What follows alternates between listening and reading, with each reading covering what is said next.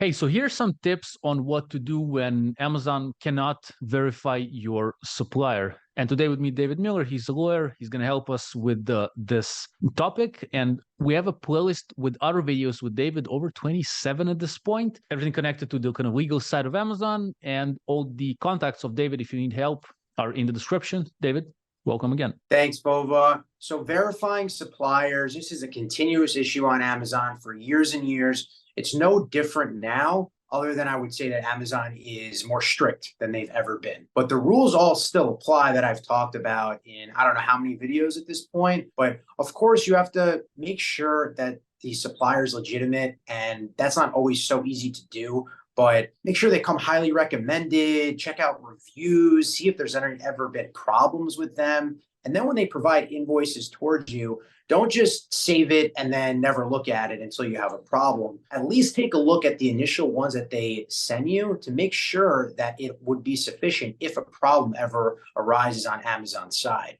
Okay, so you want to cross-reference the supplier's name, their address, email address, phone numbers, website. Make sure that matches on their own website, on Google, and the invoice they provided, and then make sure everything is itemized. So if you were to submit that invoice to Amazon, make sure it's descriptive enough that Amazon could identify it. If it just says Nike, for example, on it, that's not going to be enough, right? What type of Nike product is it?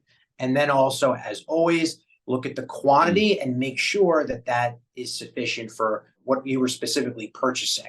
Okay, so Amazon always cross-references that as well with your sales to make sure that what you provide to them is sufficient. So those are the main tips. And like I said, Amazon is flagging more and more sellers, not always legitimately. They get it wrong plenty, but it's really sad when a seller does buy the product legitimately and even the supplier is good, but their invoices just aren't up to par. It just makes it that much more complicated. Sometimes you have to go back to the supplier, ask them to reissue it. It takes that much longer. So if you do it beforehand, you can avoid these problems. Awesome. Man, I'm going to have other videos with you, David, in the description, a playlist. Again, if you run into any more problems with Amazon, there are many solutions in this playlist. And also the contacts of David, his website, his email, his phone, all social media in the description if you need more help from David. And thank you. Have a good day.